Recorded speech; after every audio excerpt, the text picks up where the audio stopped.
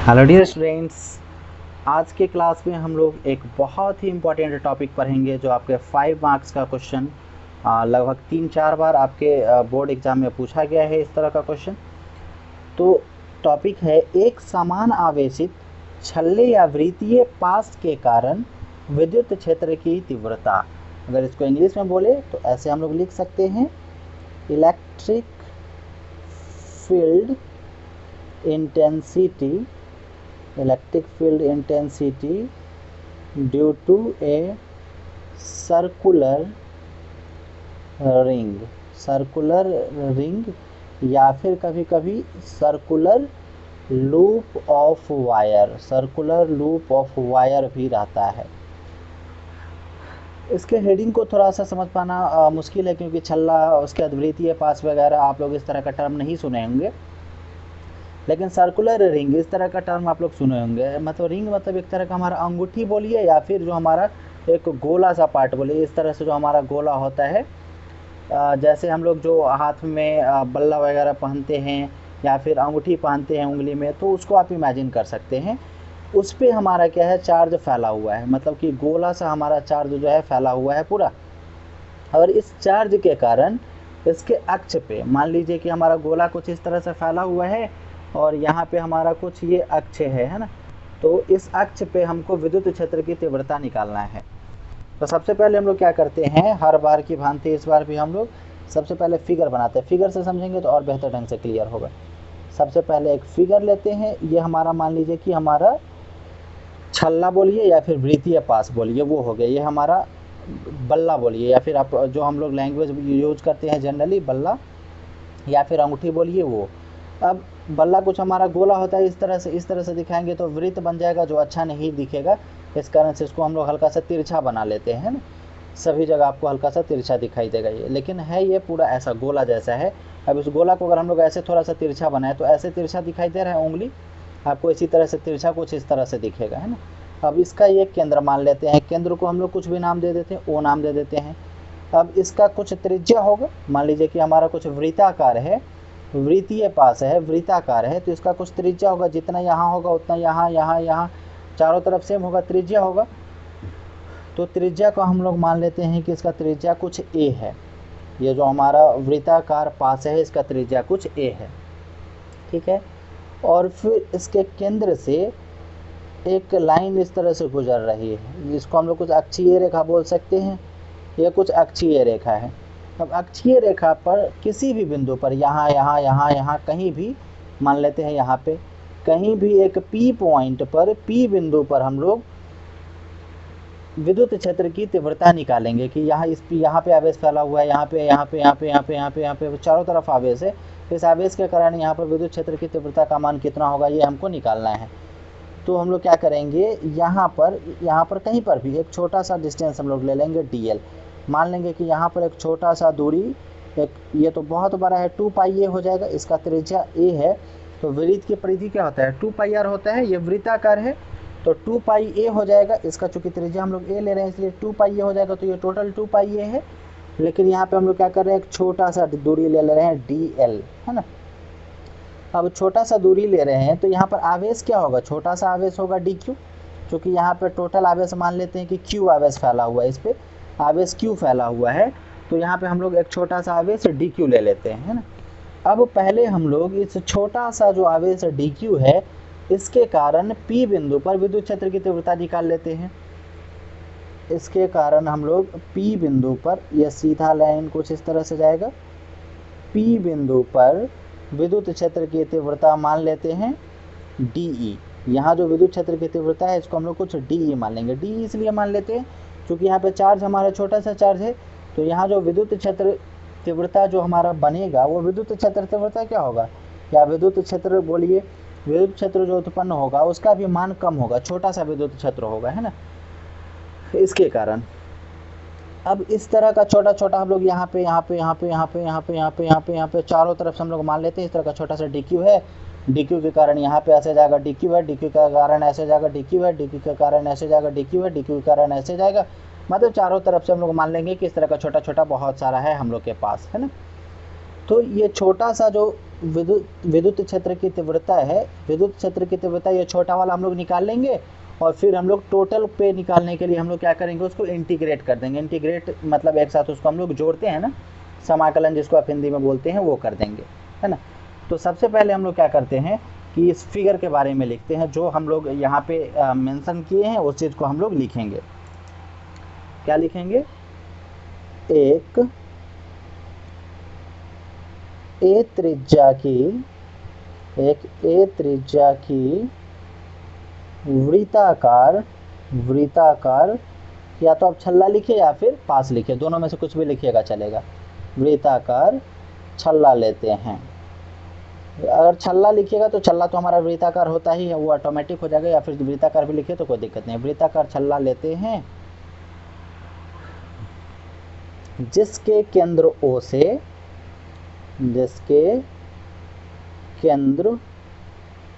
से गुजरने वाली अक्षीय रेखा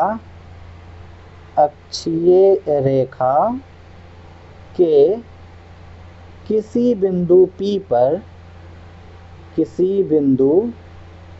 P पर हमें विद्युत क्षेत्र की तीव्रता ज्ञात करनी है। विद्युत क्षेत्र की तीव्रता ज्ञात करनी है, ठीक है। विद्युत क्षेत्र की तीव्रता हमको ज्ञात करना है कहाँ पर? P बिंदु पर, ठीक है। अब ये जो है हमारा वृत्ताकार, हम लोग ले रहे हैं, आप कोई भी कंडक्टर ले सकते हैं, लोहा ले सकते हैं, कॉपर ले सकते हैं, एल्यूमिनियम ले सकते हैं, गोल्ड ले सकते हैं, कुछ भी, इस पे हमारा आवेश फैला हुआ है, ठीक है। तो उस चीज़ को अब हम लोग यहाँ पर मेंशन करेंगे, लिखेंगे। छल्ले पर आवेश Q फैली हुई है, या फिर Q फैला हुआ, जो भी लिखे, Q फैली हुई है, जिसके कारण हम लोग क्या जानते हैं, जब आवेश किसी लाइन पर फैला हुआ, ये सीधा लाइन है या फिर ऐसे घुमा हुआ लाइन हो, या फिर ऐसे घुमा हुआ लाइन हो, या फिर ऐसे घुमा हुआ लाइन हो, जब किसी लाइन पर, जब किसी रेखा पर, ये हमारा रेखा ही है, ये हमारा क्षेत्रफल नहीं है, रेखा है, रेखा पर आवेश फैला हुआ है, तो उस समय जो हमारा वितरण होता है उसको हम लोग रेखीय आवेश वितरण कहते हैं। ये चीज़ हम लोग पहले से पढ़े हुए हैं। तो जिसके कारण यहाँ पर क्या उत्पन्न होगा? रेखीय आवेश घनत्व उत्पन्न होगा, है ना। क्षेत्रफल पर अगर हमारा आवेश फैला हुआ हो तो उस समय हम लोग क्षेत्रफल आवेश घनत्व बोलते हैं।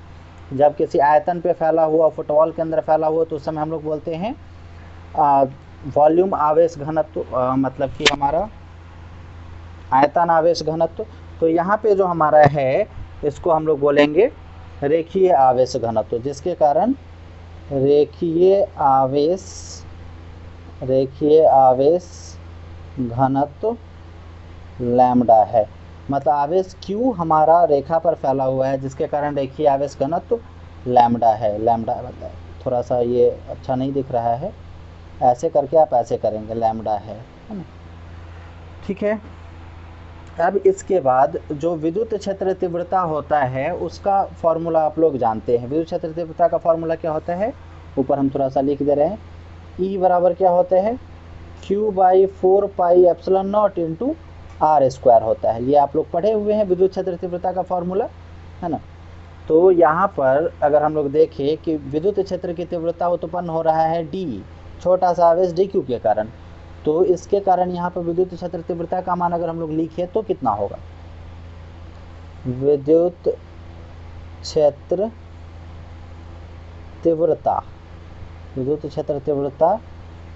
कौन सा हम लोग ले रहे हैं? छोटा सा विद्युत क्षेत्र की तीव्रता DE ले रहे हैं ना। तो DE बराबर यहाँ पे क्या हो जाएगा? चार्ज यहाँ पे हमारा जो बड़ा सा Q था उसके बदले यहाँ पर छोटा सा Q है, dq/4πε0 और इंटू R²। अब थोड़ा ध्यान से समझेंगे, यहाँ से यहाँ के बीच की दूरी हमको नहीं पता है, यहाँ से यहाँ के बीच की दूरी भी हमको नहीं पता है, तो यहाँ से यहाँ के बीच की दूरी को हम लोग कुछ r मान लेते हैं, है ना, और यहाँ से यहाँ के बीच की दूरी को हम लोग कुछ x मान लेते हैं, ठीक। तो यहाँ से यहाँ के बीच की दूरी अभी हमको चाहिए। जो विद्युत क्षेत्र की तीव्रता हम लोग ज्ञात कर रहे हैं डी, तो डी इसके कारण लग रहा है और यहाँ पे लग रहा है, पी बिंदु पर लग रहा है। तो पी बिंदु पर लग रहा है, तो यहाँ से यहाँ के बीच की दूरी हम लोग देखेंगे तो इसको हम लोग कुछ एक्स मान लेते हैं। तो q/4 dq/4 by epsilon naught into यहाँ से यहाँ के बीच की दूरी एक्स का स्क्वायर। ठीक, अब इसके बाद फिर हम लोग एक और कंडीशन जानते हैं कि यहाँ पर जो हमारा चार्ज है, तो चार्ज के कारण रेखीय आवेश घनत्व तो यहाँ भी होगा। तो रेखीय आवेश घनत्व को हम लोग लैम्डा से सूचित कर रहे हैं। तो लैम्डा बराबर हमारा रेखीय आवेश घनत्व जो है, रेखीय आवेश घनत्व, इसका फॉर्मूला भी हम लोग पढ़े थे। लैम्डा इक्वल टू क्या होता है, जो आवेश हमारा है जहाँ पे हम लोग निकाल रहे हैं वहाँ का कुल आवेश और डिवाइडेड बाय वहाँ का कुल दूरी। तो टोटल आवेश यहाँ पे हमारा कितना है, टोटल आवेश dq है और यहाँ से यहाँ के बीच की दूरी कितना है dl। मतलब क्या हो जाएगा, dq बाई dl हो जाएगा। मतलब कि अगर हम लोग dq का मान निकालना चाहे तो dq बराबर क्या हो जाएगा, लैम्डा गुना dl, या हम लोग इसको ऐसे भी लिख सकते हैं dq बराबर लैम्डा गुना dl। हम लोग dq को लैम्डा के रिस्पेक्ट में लिखना चाह रहे हैं आवेश घनत्व के रिस्पेक्ट में, यहाँ पर बदलने के लिए, इसलिए हम लोग ये टर्म को लिखे हैं, मेंशन किए हैं। अब हम लोग यहाँ पर लिख सकते हैं, फिर हमारा क्या हो जाएगा, डी इक्वल टू dq के बदले लैम्डा इंटू dl हम लोग लिख सकते हैं। तो लिख देंगे lambda into dl divided by 4 pi epsilon naught और इंटू एक्स स्क्वायर। ये हमारा डी का वैल्यू हो गया है। अब यहाँ जो है हमारा, थोड़ा ध्यान से समझेंगे इस फिगर को, यहाँ जो है हमारा एक्स है और यहाँ पर एक त्रिभुज बन रहा है। इस त्रिभुज को आप गौर से देखेंगे, यह हमारा एक समकोण त्रिभुज है। यहाँ पर 90 डिग्री है, 90 डिग्री के सामने वाला जो हमारा 90 डिग्री के सामने वाला जो भुजा होता है उसको हम लोग कर्ण बोलते हैं। और ये कोण यहाँ पर देखिए, यहाँ जो विद्युत क्षेत्र रेखा जो जा रहा है, विद्युत क्षेत्र रेखा यहाँ से P बिंदु से क्रॉस कर रहा है, तो यहाँ पर कुछ कोण बना रहा है। इस कोण को हम लोग कुछ थीटा मान लेते हैं। ये कोण 30 डिग्री, 40 डिग्री, 50 डिग्री कुछ तो होगा, तो इस कोण को हम लोग थीटा मान लेते हैं। और जितना ये कोण है उतना ही ये कोण भी होगा। मान लीजिए एक लाइन को ऐसे, एक लाइन को ऐसे हम लोग खींचे, तो आमने सामने वाले कोण को हम लोग शीर्षाभिमुख कोण कहते हैं, जो बराबर होता है। तो जितना ये कोण उतना ही ये कोण, मतलब दोनों क्या हो जाएगा, थीटा हो जाएगा। दोनों थीटा थीटा बराबर हो जाएगा। अब इस त्रिभुज में अगर हम लोग पाइथागोरस थ्योरम को अगर अप्लाई करें तो हम लोग क्या देखते हैं, कर्ण स्क्वायर बराबर क्या होता है, लंब स्क्वायर जोड़ आधार स्क्वायर। थीटा के सामने वाला हमारा लंब होता है और बचा हुआ हमारा ये आधार हो जाएगा। तो कर्ण स्क्वायर बराबर हो जाएगा लंब स्क्वायर जोड़ आधार स्क्वायर। मतलब कि त्रिभुज कौन सा ले ले, ओ, यहाँ इस बिंदु का नाम हम लोग कुछ मान लीजिए आर ले लेते हैं, त्रिभुज ओ आर पी में, है ना। इस चीज़ को हम लोग लिख सकते हैं, नीचे लिखेंगे त्रिभुज ओ आर पी से।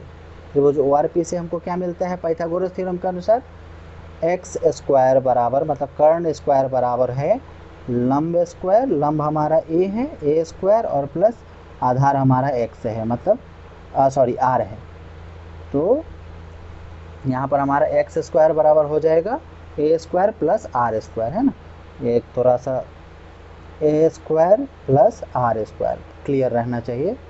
ए स्क्वायर प्लस आर स्क्वायर हमारा हो जाएगा। अब एक्स स्क्वायर के बदले यहाँ पे हम लोग चाहे तो इस टर्म को भी डाल सकते हैं।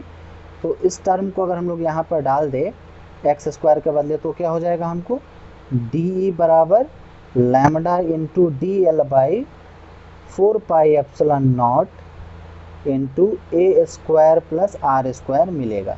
ठीक है। तो यहाँ जो हमारा छोटा सा विद्युत क्षेत्र की तीव्रता है, किसके कारण छोटा सा विद्युत क्षेत्र की तीव्रता है, छोटे से आवेश के कारण, वो हमको मिल गया।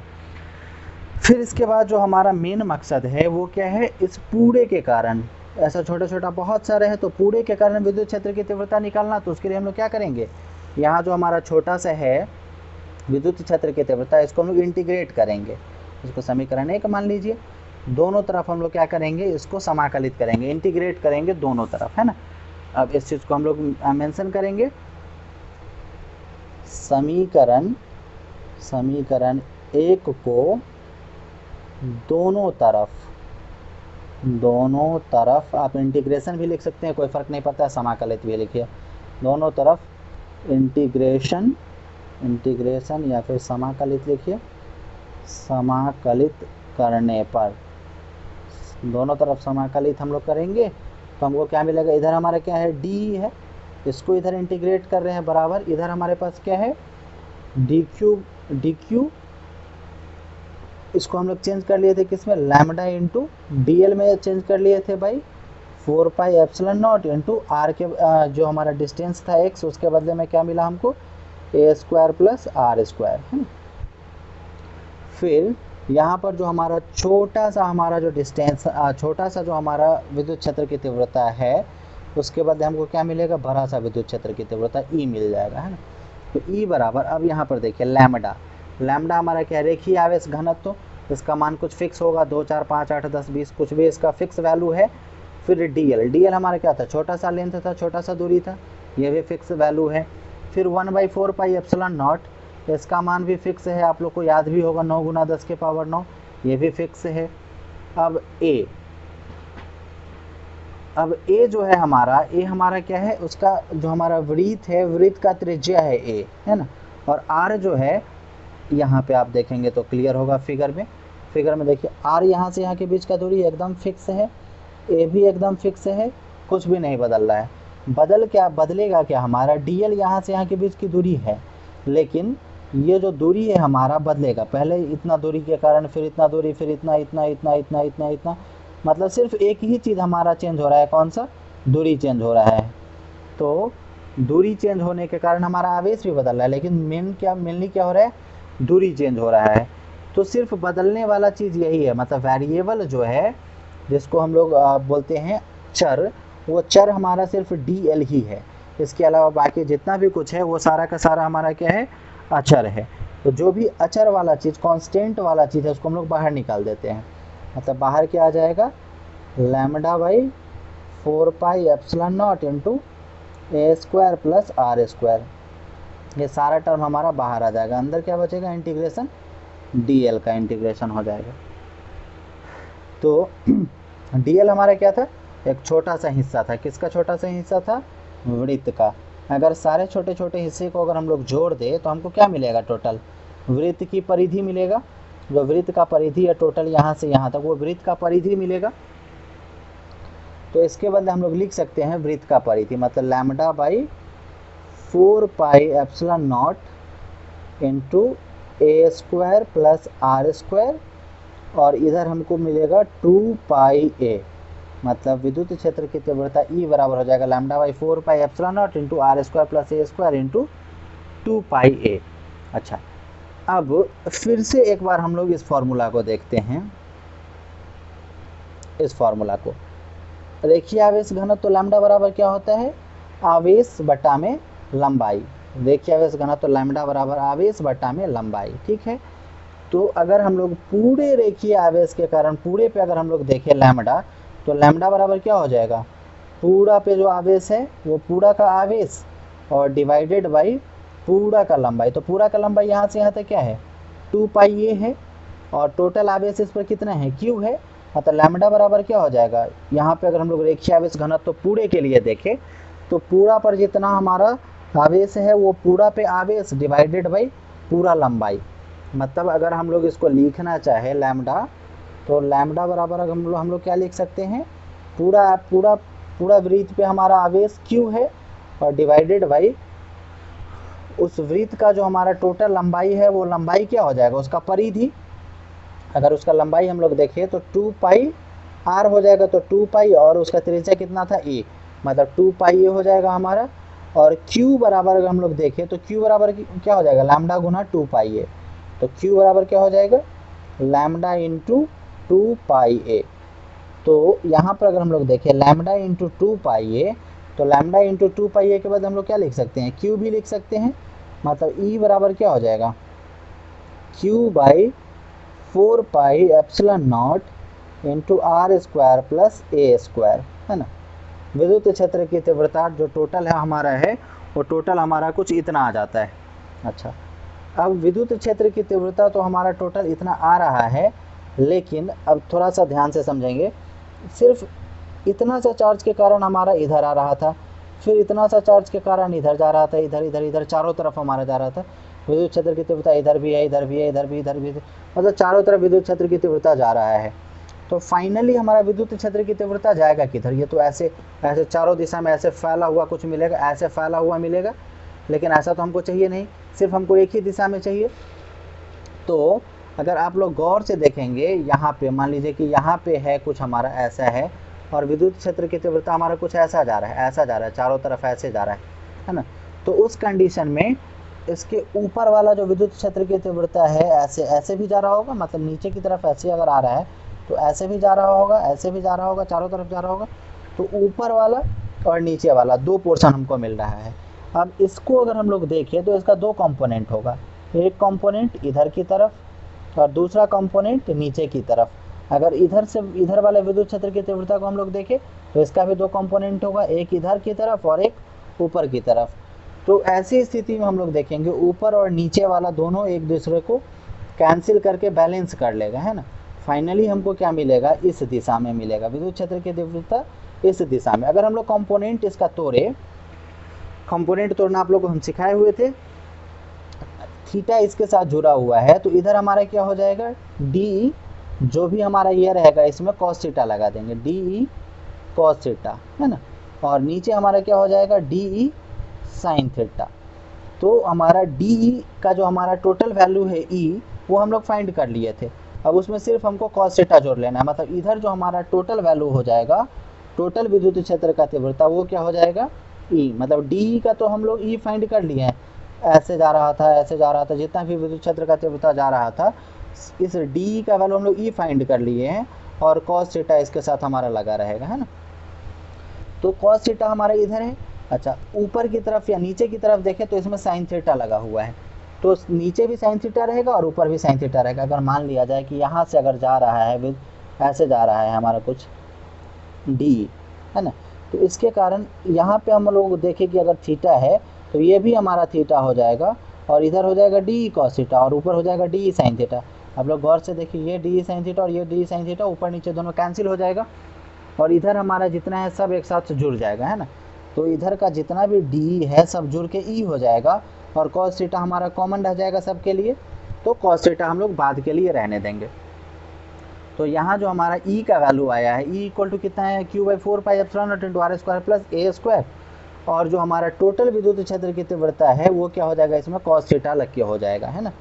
हालांकि इस चीज़ को हमको यहाँ पर ही मेंशन कर देना चाहिए था, यहाँ पर मेंशन कर देता हूँ मैं, इंटू कॉस थीटा, मतलब समाकलित करने पर, एक साथ जो हम लोग समाकलित कर रहे हैं, एक साथ जो हम लोग जोड़ रहे हैं, वो एक साथ जोड़ने पर, मतलब बहुत सारा डी कॉस थीटा, यहाँ पर भी है डी, यहाँ पर भी डी, यहाँ पर भी, यहाँ पर भी, यहाँ पर, इधर वाला पोर्शन हमारा सारा का सारा कॉस थीटा हो जाएगा। तो सारा डी कॉस थीटा को हम लोग आपस में जोड़ेंगे, जितना भी हमारा डी है और इसके साथ कॉस थीटा लगा हुआ है, इसको हम लोग एक साथ जोड़ेंगे, है ना। तो डी कॉस थीटा को एक साथ जोड़ेंगे तो हमको क्या मिलेगा? ई, और कॉस थीटा हमारा सब में कॉमन रहेगा, कॉमन रहेगा, है ना। यहाँ पर आप चाहे तो कॉस थीटा को कॉमन लिख सकते हैं, कोई प्रॉब्लम नहीं है, इंटू कॉस थीटा, फिर यहाँ तो कोई मतलब नहीं, यहाँ पे कॉस थीटा। अब कॉस थीटा का जो हमारा वैल्यू है वो हम लोग कैसे फाइंड करेंगे, ये थोड़ा सा देखिए। इस त्रिभुज में अगर हम लोग देखें तो कॉस थीटा बराबर क्या होता है? फॉर्मूला b/h, मतलब कि कॉस थीटा बराबर आधार बट्टा कर्ण होता है। तो थीटा के सामने वाला हमारा क्या है? लंब है, ये कर्ण है और ये आधार है, मतलब कॉस थीटा बराबर क्या हो जाएगा?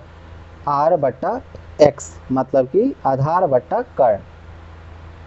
तो हम लोग क्या लिखेंगे? त्रिभुज, कौन सा त्रिभुज? त्रिभुज का नाम क्या है? ORP से, त्रिभुज ORP से। त्रिभुज ORP में हम लोग क्या देख रहे हैं? Cos theta. कॉस थीटा बराबर क्या होता है? b/h, मतलब आधार बट्टा कर्ण। तो आधार हमारा कितना है? आधार हमारा r है और कर्ण हमारा x है, मतलब कॉस थीटा इक्वल टू क्या हो जाएगा? r/x, ठीक है। अब यहाँ पर हम लोग कॉस थीटा के बदले यहाँ r/x यहाँ पर लिख सकते हैं, r/x लिख सकते हैं, मतलब e बराबर क्या हो जाएगा? q/4πε0 into are square plus A square गुना r में x, ठीक है।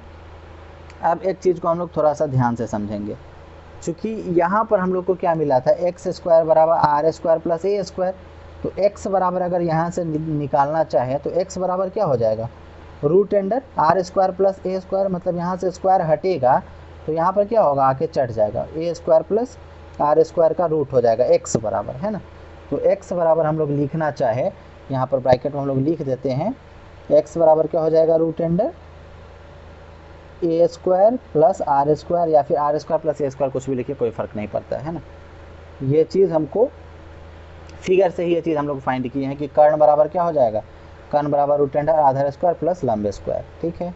तो अब x के बदले हम लोग इसको लिख सकते हैं, मतलब क्या हो जाएगा, q बट्टा 4 पाई एप्सिलॉन नॉट गुना आर स्क्वायर प्लस ए स्क्वायर, और इधर ऊपर हमारे क्या बचेगा r, इसको r को यहीं पर डाल दीजिए, कोई दिक्कत नहीं है, और बट्टा यहाँ पर जो हमारा x है, r को यहाँ से हम लोग किसका केस में गुना कर दिए, उसे कोई प्रॉब्लम नहीं है, और x का जो मान है उसके बदले हमको क्या मिलता है, a square plus are square का रूट। अच्छा, अब आर स्क्वायर प्लस ए स्क्वायर का जो रूट है, रूट को हम लोग क्या लिख सकते हैं, पावर 1/2। जैसे मान लिया जाए आपका x का पावर x का रूट है, रूट x लिखिए या फिर x का पावर 1/2 लिखिए, दोनों एक ही चीज़ है, इससे इसको लिखने से कोई फ़र्क नहीं पड़ता है ना, मतलब ऐसा भी लिखा जा सकता है। तो यहाँ पर रूट हटा के अगर हम लोग लिखना चाहें तो क्या लिख सकते हैं, आर स्क्वायर प्लस ए स्क्वायर का पावर 1/2। अब ध्यान से समझेंगे, आर स्क्वायर प्लस ए स्क्वायर का पावर यहाँ पे कितना है, कुछ भी नहीं है, मतलब 1 है। यहाँ पर आर स्क्वायर प्लस ए स्क्वायर का पावर कितना है, 1/2 है। तो यहाँ हमारा आधार है, यहाँ हमारा आधार है। जब आधार सेम होता है तो पावर क्या होता है, जुट जाता है। मतलब हम लोग क्या लिखेंगे, q into are by 4 pi epsilon naught गुना आर स्क्वायर प्लस ए स्क्वायर का पावर कितना हो जाएगा, इसका पावर 1 और प्लस इसका पावर 1/2।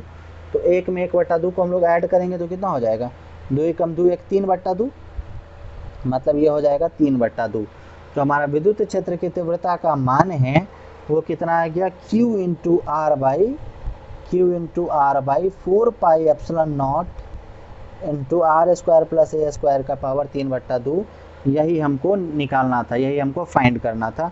यह बहुत ही इंपॉर्टेंट फार्मूला है, ये आपके ऑब्जेक्टिव में भी पूछता है, ऑब्जेक्टिव में भी पूछ सकता है कि एक छल्ला के कारण उसके अक्षीय रेखा पर विद्युत क्षेत्र की तीव्रता का मान कितना होगा, या फिर छल्ला ना पूछ के आपको वृत्तीय पास पूछ दे कि वृत्तीय पास के अक्षीय रेखा पर विद्युत क्षेत्र की तीव्रता का मान कितना होगा, तो आपको यही लिखना है, q into are by 4 pi epsilon naught into are square plus A square का पावर 3/2।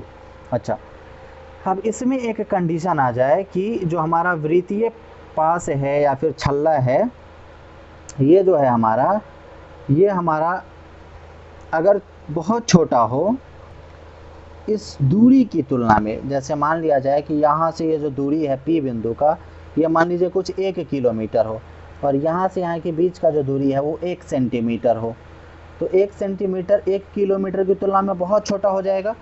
तो उस स्थिति में ये A वाला जो पोर्शन है इसको हम लोग लगभग 0 मान लेंगे। जैसे मान लीजिए कि अगर आपको कोई 1 करोड़ रुपया दे और कोई 1 रुपया दे, तो 1 रुपया कुछ वैल्यू नहीं रह जाएगा 1 करोड़ के सामने। तो वही वाला यहाँ पे है कि मान लीजिए कि ये डिस्टेंस r जो है काफ़ी बड़ा हो A की तुलना में, तो उस स्थिति में क्या हो जाएगा, ये हमारा स्पेशल केस है, आप खुद से भी समझ सकते हैं।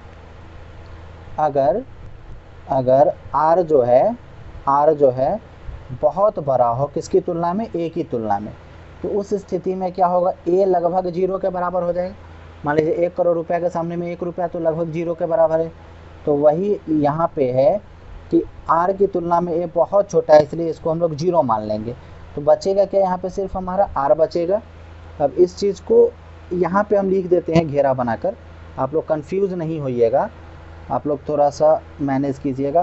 पेज भर गया है, फिर पीछे जाएंगे तो एक्स्ट्रा पेज हो जाएगा, इसलिए इसमें लिख देते हैं, आप लोग मैनेज कर लीजिएगा यहाँ के बाद यहाँ पे, है ना। तो ऐसी स्थिति में जो है r जो है काफ़ी बड़ा है A की तुलना में, तो हम लोग A को 0 कर देंगे। तो हम लोग क्या लिखेंगे, E बराबर हम लोग लिखेंगे q into are by 4 pi epsilon naught और आर स्क्वायर प्लस ए स्क्वायर है, तो आर स्क्वायर और उसका पावर 3/2, आर स्क्वायर और उसका पावर 3/2, ठीक है। क्योंकि ए वाला पोर्शन तो हमारा 0 हो गया है। अब हमको क्या करना है, ये पावर 2 से ये पावर 2 हमारा कैंसिल हो जाएगा, बचेगा क्या, सिर्फ इसका पावर 3 बचेगा। मतलब E बराबर क्या हो जाएगा, Q Guna R by 4 pi epsilon naught Guna R का पावर 3।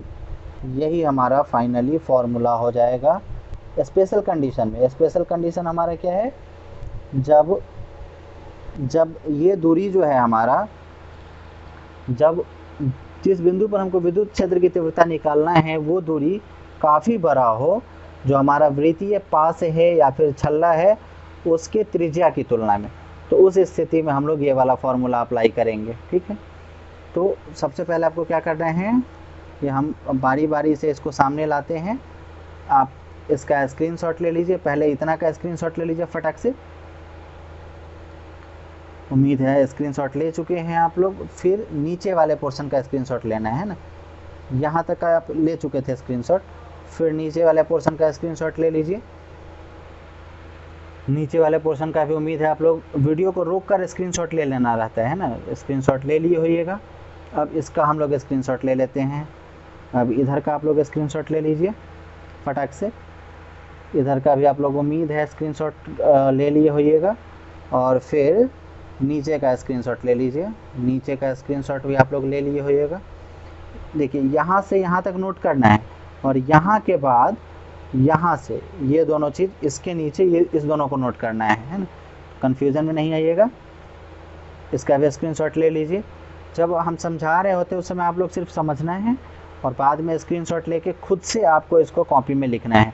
जब आप नोट करते रहेंगे स्क्रीनशॉट को तो आपको और बेहतर ढंग से समझ में आएगा, और उस समय भी समझने में दिक्कत होता है तो एक बार फिर से वीडियो को चला कर देख लीजिए।